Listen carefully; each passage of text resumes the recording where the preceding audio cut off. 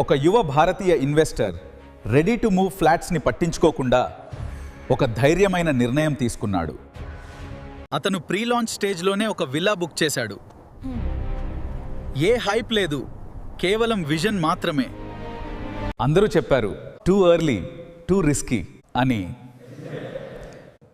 కానీ అతనికి ఒక విషయం బాగా తెలుసు, ఎంట్రీ ప్రైస్ అన్నది చాలా ముఖ్యమైన విషయమని. 2 నెలల తర్వాత ఆ ప్రాజెక్ట్ అధికారికంగా లాంచ్ అయింది. Full amenities, clubhouse, premium ప్రైసింగ్తో. అతని ప్రాపర్టీ వాల్యూ 30 లక్షలు పెరిగింది. అదే యూనిట్ కొన్న వాళ్ళు చాలా ఎక్కువ ధరకు కొనాల్సి వచ్చింది.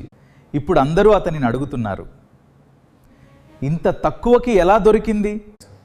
నేను క్రౌడ్ రాకముందే ఎంటర్ అయ్యాను.